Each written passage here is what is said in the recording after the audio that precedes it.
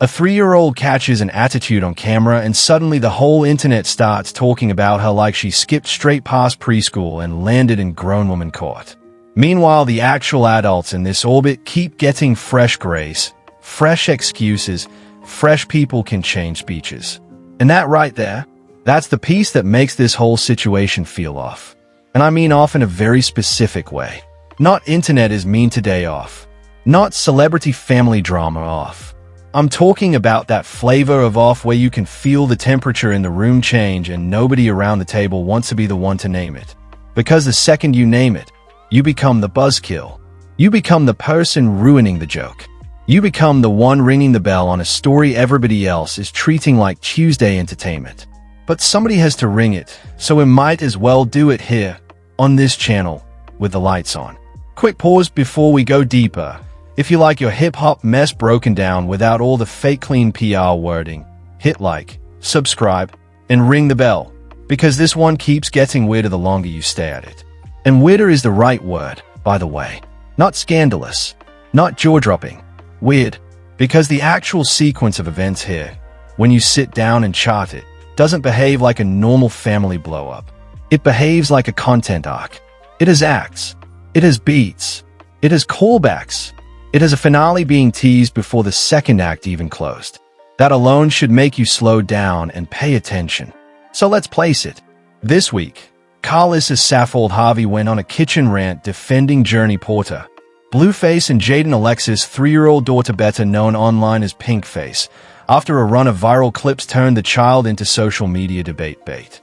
The build-up came fast. The car seat cursing clip that had Blueface defending gentle parenting, the preschool graduation footage where Journey wandered off script, and then the discipline clip where Karlissa corrected her after she hit her.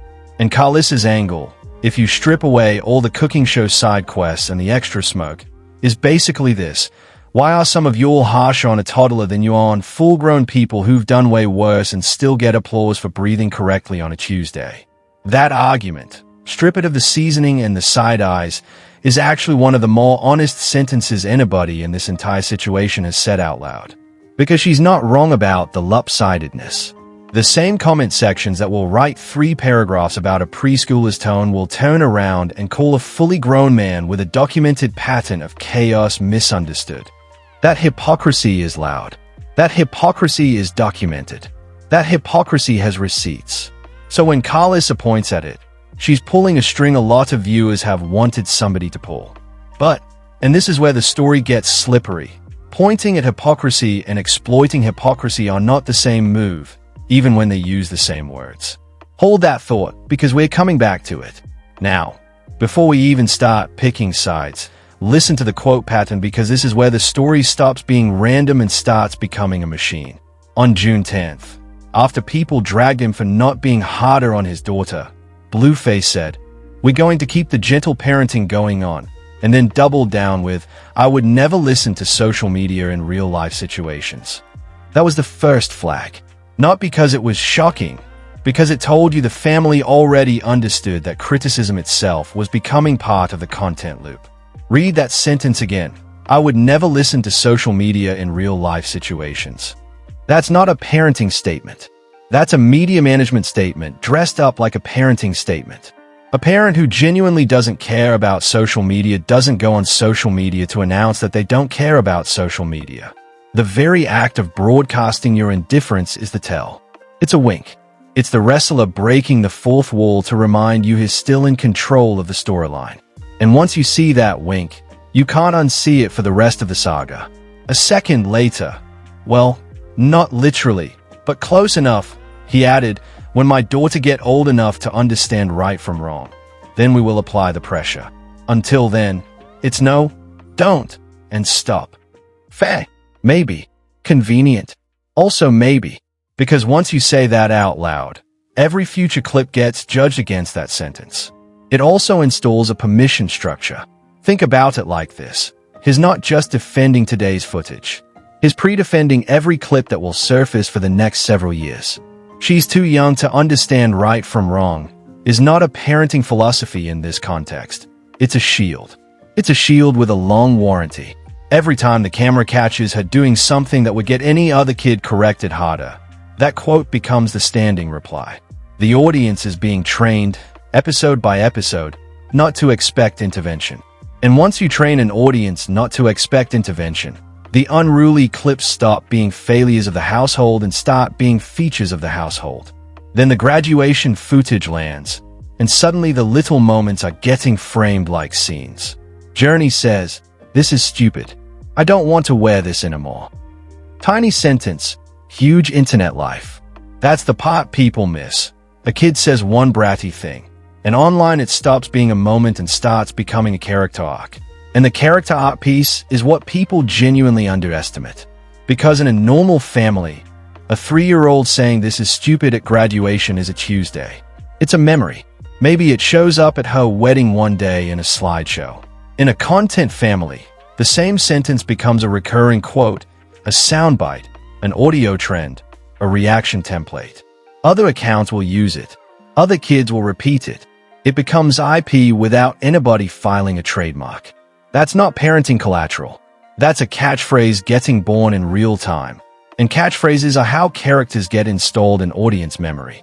After that came the clip TSR pushed where Journey told Karlissa, "Get out of my house."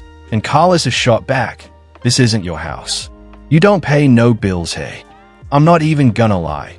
That exchange sounds like a sitcom until you remember we're talking about a toddler and a camera that never seems to arrive late. Pause on that detail, because it's doing a lot of work. A camera that never seems to arrive late. That's not snark for the sake of snark. That's structurally important. In families that don't film, the wild moments happen and then evaporate. They live in the memory of the people in the room. In families that do film, the wild moments survive in 1080p, captioned, posted, and clipped before the kid even calms down. That's not neutral documentation. That's selection. Somebody, every single time, decided that the moment was worth keeping the lens on. And that decision is invisible in the final clip, but it shapes everything about how we receive it. And when the backlash got loud, Karlissa didn't soften it at all. She posted, "I raised 3 kids, I know exactly what to do and what not to do, now stay the hell off my page." That's not the language of somebody trying to de-escalate. That's somebody planting a flag. That flag planting is its own genre. By the way, it's the "I'm not explaining myself to you" people post, which is, somehow, always an explanation. It's the version of damage control that pretends it's not damage control. And it works on a certain segment of the audience because it sounds like strength. It sounds like grandma energy. It sounds like I've been doing this. But strategically, what it really does is harden the position. Once you plant that flag, you can't easily walk anything back later without looking like you folded. So that single sentence locked the family into a posture they now have to maintain even if the next clip makes the posture harder to defend. Then came the whiplash. Because by June 23rd, TMZ wasn't framing Journey as a discipline problem nearly as much as a tiny viral asset. Their write-up said Karlissa described her as incredibly smart, articulate, and loves performing whenever a camera is around, and went even further. Agent, coach, characters, spotlight, casting directors. That is a totally different story package. Not "this child needs correction." More like, "This child is already developing IP." Yeah, sit with that for a second. Sit with it longer than that, actually. Because the gap between "she needs correction" and "she's developing IP" is not a gap in vocabulary. It's a gap in worldview. One frame says we're raising a person. The other frame says we're staffing a project. And the speed at which the family pivoted from frame 1 to frame 2, inside the same news cycle, basically tells you which frame was always more important to the people at the wheel. The discipline talk was the side dish. The development talk was the entree. The discipline talk just happened to come out of the kitchen first. That's the quote bank. Now watch what happens when you line it up. Early June, the internet sees a 3-year-old cursing at her father in a car seat clip. Blueface responds by making the argument philosophical. Don't hit kids because strangers on social media want a show of force. That's one frame. The calm parent resisting mob logic. And that frame is actually flattering. That's the cleanest version of him this entire saga produces. In that frame, is not the chaotic figure tabloids made famous. He's the thoughtful father holding the line against an internet that wants violence as proof of love. Whether or not you buy it, you have to acknowledge that the framing is doing PR work in his favor. It rebrands restraint as principle. It rebrands his inaction as maturity. Whether that's earned is a separate conversation, but the frame is built to flatter, and it flatters. A little later, the graduation footage spreads. Same child, different mood. Now she's funny. She's unruly in a way people clip, repost, and send around with crying laughing emojis. That's frame 2, the breakout personality. Frame 2 also does something sneaky. It shifts the moral weight off the adults entirely. In frame 2, nobody's parenting is being judged because the kid is just being a character. She's the comedian. She's the personality. The adults become background. The graduation gown becomes a costume. The teacher becomes a straight man. And the audience laughs without ever asking who decided this should be a public moment in the first place. That's an enormous amount of pressure to lift off the household, and it gets lifted in under a week. Then the discipline clip hits, and everything tightens. Suddenly folks aren't laughing the same way. Now it's grandma, boundaries, threats in the DMs, debates over what counts as discipline and what counts as too much. That's frame 3, the child as public parenting referendum. Frame 3 is the dangerous one for the family, and you can tell they know it's dangerous by how fast they move off it. Because frame 3 invites the audience to render a verdict on the adults. Frame 1 and frame 2 let the adults stand off camera. Frame 3 drags them into the witness chair. And once an audience starts rendering verdicts, the only way to get them to stop is to change the topic, which is exactly what happens next. And right when that frame starts turning dangerous, in comes the pivot. TMZ gets the actually she's a performer version. Not accidental, not random, not just grandma talking. It's a narrative correction. The kid didn't go viral because the adults lost control. No. According to this reframing, she went viral because she's special, camera ready, naturally magnetic, already built for the spotlight. See the move? That move, by the way, has a name in PR rooms. It's called repositioning the subject of the story. You can't always control whether a story gets told. You can sometimes control what the story is about. And if the story is drifting toward, are these adults filming too much? The only escape valve is to make the story about, is this child a star? Different question, different answer, different villains, different heroes. Same clip, completely different verdict. Wait, back up. This part matters. If a child's roughest moments are hurting the adult's image, the adults have to explain the behavior somehow. They can call it a phase. They can call it sass. They can call it gentle parenting in progress. Or, and this is the slickest version, they can call it talent. That last one changes everything. Because the second misbehavior gets rebranded as star quality, the criticism doesn't just bounce off. It starts feeding the myth. Now every tantrum becomes proof of presence. Every interruption becomes charisma. Every bad moment becomes, look how big her personality is. And if you're cynical, honestly, you probably should be a little cynical here. That is the cleanest possible way to turn backlash into fuel. And we've seen this exact playbook run before, just with different cast members. Think about every viral kid who got rebranded mid-controversy. The moment the discourse threatened the adults around them, the talking points pivoted from she's a child to she's a phenomenon. Lil Tay, various toddler reality kids, the dance account kids whose parents started selling courses the second the comments turned. Same structure, same survival instinct, same shield. The names change. The mechanic doesn't. There's another layer too. Karlissa's rant wasn't just defense. It was comparison. She was very clearly stacking a toddler against adults she feels the internet has forgiven or protected. And whether you think she was aiming at Kristen directly or just the whole adult curse ecosystem around this family, the move is the same. Don't look at the baby like she's the villain while grown people keep getting redemption edits. That tension didn't come from nowhere either. Karlissa has publicly blasted Kristen before, including over an outing with Blueface kids that reportedly spiraled into more family drama. And that comparison is rhetorically clever, because it gives the audience two options, neither of which is examine the camera. Option 1. Agree that the toddler is being judged unfairly and ease up. Option 2. Disagree and defend the grown adults, which makes you look ridiculous. Either way, the question you're not being invited to ask is the most important one. Should this child be the recurring subject of any of these debates at all? That question goes unasked because the framing never makes room for it. That's not a coincidence. That's structure.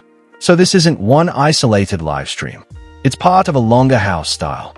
Everybody in this universe is always arguing about who gets access, who gets blame, who gets to film, who gets to narrate, who gets to be the victim this week, and who gets sold back to the audience as misunderstood. Same circus, different tent flap, and the house style is profitable. That's the part nobody likes saying out loud, but it's true. Conflict between these adults has been a content engine for years. Engagement spikes when they fight. Engagement spikes when they reconcile. Engagement spikes when one of them goes live. Engagement spikes when the kids are mentioned. The household has, over time, learned which buttons produce the loudest pings. And once a household learns that, the buttons start getting pressed more often, even by people who would swear up and down that they're not pressing buttons. The incentive structure is just too clean. Now let me zoom in on 3 details people keep stepping over. First, the nickname. TSR already showed how Pinkface became a cute, sticky piece of identity content. Journey literally saying if a dad gets a nickname, she gets one too, and the internet eating it up because it sounds adorable and marketable at the same time. That matters more than it looks. A nickname can be affection. It can also be branding. And when a child starts being received through a nickname before she's even old enough to process what virality is, the audience stops meeting a person and starts meeting a recurring character. Think about how nicknames function commercially. They are memorable. They are searchable. They are hashtag friendly. They survive platform changes. They survive haircuts and outfit changes. A nickname is, in marketing terms, a brand handle. And once a brand handle is established, every future piece of content automatically gets routed back to it. So Pinkface isn't just cute, it's infrastructure. It's the URL the audience types in. And once that URL exists, every viral moment gets filed under it, which means the brand keeps growing whether anyone is actively managing it or not. Second, the camera relationship. TMZ didn't just say Journey talks a lot. They said Karlissa framed her as someone who loves performing whenever a camera is around, with an agent and a coach already in the picture. That's not casual family footage anymore. That's pipeline language. That's development language. That's we see a lane here language. And maybe they are right. Maybe she is naturally magnetic. But if that's true, then the adults around her have even more responsibility, not less, because now the line between documenting a child and producing a child gets real thin. Producing a child. Let me sit on that phrase. Because producing means selecting takes. Producing means choosing what makes the edit. Producing means deciding what the audience sees and what gets cut. Producing means a moment is no longer a memory. It's content with a target metric attached. The moment any adult in a child's life crosses from documenting to producing, the relationship between the kid and the camera fundamentally changes. The kid is no longer a kid being filmed. The kid is a performer being directed, even when the direction is invisible, even when nobody yells action, even when it looks unscripted, especially when it looks unscripted, actually, because looking unscripted is itself a production value. Third, what actually keeps going viral? Notice it's almost never calm footage. It's not her sitting quietly coloring. It's not a normal family breakfast. It's the cursing clip. It's the graduation moment. It's the hidden correction clip. It's the resistance. It's the friction. That's what keeps getting circulated, because friction performs. The algorithm doesn't care that she's 3. It cares that the clip gets comments. And this is the part where the algorithm conversation gets uncomfortable. Because the algorithm is not a person. It cannot be reasoned with. It cannot be appealed to. It does not differentiate between a viral adult roast and a viral toddler tantrum. Both produce the same signal, which is watch time, retention, replays, comment depth. So if a household is in any way optimizing for that signal, the household will, over time, start surfacing the kinds of moments the algorithm rewards. Not because anybody woke up one morning and decided to do that, because the feedback is constant, immediate, and impossible to ignore once you've tasted it. That's how households drift. Nobody plans the drift. The drift just happens, one upload at a time, until the family doesn't even remember what the household looked like before the camera was a roommate. And that leads to the split in coverage, which is maybe the nastiest part of all this. BCK treated the whole thing like a parenting debate with emotional stakes. Blueface saying love you, refusing to hit his daughter, trying to frame restraint as principle. That coverage leaves room for tenderness, even when the behavior is ugly. That tenderness frame is its own kind of laundering, though, because tenderness in a headline can absorb a lot of behavior underneath it. If the lead sentence is about a father's affection, the third paragraph about a toddler cursing in a car seat starts reading like a quirky aside instead of a red flag. The framing doesn't lie, but it definitely directs. It tells you which emotion to lead with. And if you lead with sympathy, you finish the article in a softer place than you started, which is exactly the place a family in PR trouble would want you to land. The Shade Room went the opposite way on the discipline clip. Their framing was basically, Grandma checked the child, social media reacted, and a whole crowd in the comments stood up cheering. About time. Grandma is right. Somebody got to do it. That's not subtle. That's an audience being invited to judge, instantly, in public, with the child at center stage. And the cheering in those comments is its own data point. Because what you're really seeing isn't approval of Grandma, it's relief. A lot of people watching that clip had been sitting on a feeling for weeks and didn't have permission to say it. Grandma stepping in became their permission slip. So the cheering wasn't only about discipline. It was about a wider audience finally being allowed to admit they thought something was off. That's a pressure release, not a verdict. And pressure releases tend to come back around, harder, the next time something happens. TMZ, meanwhile, slid the story over into entertainment economics. Not how do you correct this, but what if this is exactly what makes her a star? That is a wild shift in gravity. That shift in gravity is the most consequential editorial decision in the whole news cycle, and almost nobody flagged it. Because once a mainstream outlet endorses the star frame becomes citable. Other outlets can now lean on TMZ's wording. Other creators can now reference TMZ's framing as if it were neutral. The family no longer has to do the heavy lifting of selling the rebrand. TMZ did the lifting for them, with their letterhead on it. That's not journalism failing. That's journalism getting used. And it happens all the time when a family knows how to feed the right outlet the right sentence at the right moment. And baller alert, they went where more outlets should have gone. Their argument was that the deeper issue isn't how the adult's discipline journey. It's whether a 3-year-old should be the recurring star of viral content at all, especially when the clips that spread are her hardest moments. Quietly, that's the sharpest knife in the room. And the reason it's the sharpest knife is that it refuses every available exit. It doesn't let you escape into, well, her parents do love her. It doesn't let you escape into, well, she's funny.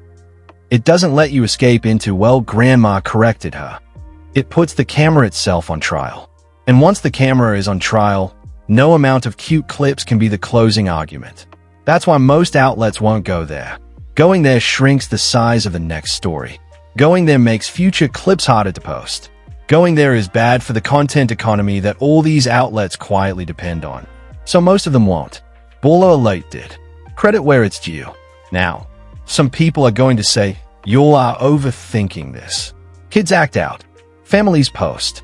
The internet laughs. Move on. And I get why that sounds reasonable for about 6 seconds. But no, actually, no. Once the same child's bad moments become predictable engagement events, we are not just watching family chaos anymore. We're watching a feedback loop. Post clip. Audience reacts. Adults defend. Outlets reframe.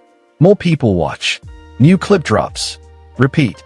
And the child, who cannot consent to any of this in a meaningful way, becomes the battery pack for everybody else's relevance. Battery pack is the right word, and I want to push on it. Because batteries don't pick the device they power.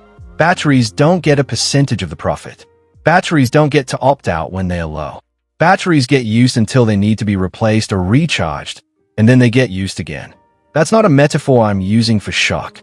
That's a structural description of what role a viral child plays in a content household. And if that description sounds harsh, the answer isn't to soften the language. The answer is to change the structure. That's my unspoken take, except I'm gonna say it out loud. This story is not really about whether Karlissa was right to clap back, or whether Blueface is right about gentle parenting, or even whether the internet is too mean to a toddler. Though, yes, a lot of people clearly are. It's about conversion. This family has figured out, maybe consciously, maybe by instinct, maybe somewhere in between, that a toddler's volatility can be converted into attention from multiple directions at once. If she's funny, that's content. If she's rude, that's debate. If she gets corrected, that's discourse. If people object, that's backlash. If backlash builds, that's a press stop. If the press stop lands, that's a star narrative. Everybody in the room gets a role. The only person who doesn't fully understand the game is the kid. And the conversion rate is the part that should make you pause. Because in most viral cycles, conversion is messy. Most viral subjects can't translate attention into anything durable. The clip burns hot, the clip burns out, and nobody monetizes the heat in time. What's different here is that this orbit already has infrastructure. They already know the outlets. They already know the publicist's phone numbers. They already know which sentence to feed which writer. That's not a family stumbling into virality. That's a family with a flight plan. Whether the flight plan is admitted out loud is irrelevant. The flight plan is visible in the timing. And Karlissa's rant, for all its why you're harder on a baby than on grown people truth, also functions like damage control with a beat under it. She's not only defending Journey, she's repositioning Journey. That's the move. She's saying, don't read this child as a problem. Read her as a phenomenon. That way the outrage starts sounding like proof of importance. Savvy? Absolutely. A little dark. Man, yes. Because if you really believe the child needed privacy more than publicity, you wouldn't keep ending up in these public loops where the lesson, the mess, the sass, the correction, and the recovery all become episodes. Episodes is the right framing. Because episodes imply a series. Series imply seasons. Seasons imply renewal. Renewal implies that what we're watching is not a one-off. It's a property. Properties get protected, expanded, monetized, defended, marketed. Properties get spin-offs. Properties get merchandise. Properties get reboots. And the moment a child becomes a property, the math around her stops being family math and starts being inventory math. That switch is invisible to outsiders. It is fully visible to the people doing the switching. And just to be clear, that doesn't mean Karlissa is wrong about the hypocrisy. She's not wrong. Social media absolutely does hand out grace in crooked ways. People will baby grown adults with documented chaos and then act scandalized by a preschooler having no filter. That hypocrisy is real. But two things can be true at once. The audience can be hypocritical, and the adults can still be benefiting from the hypocrisy. That's why this story hits different. It isn't a clean morality play. It's a family content economy wrapped around a real child with a real personality. And every adult in the orbit keeps trying to be the official translator of what her behavior means. One says it means gentle parenting. One says it means discipline. One says it means star. The critics say it means bad parenting. The darker possibility is that it means the phone never really turns off. And when the phone never turns off, the household stops being a household in the traditional sense. It becomes a set. It becomes a location. It becomes a place where moments are produced even when nobody calls them production.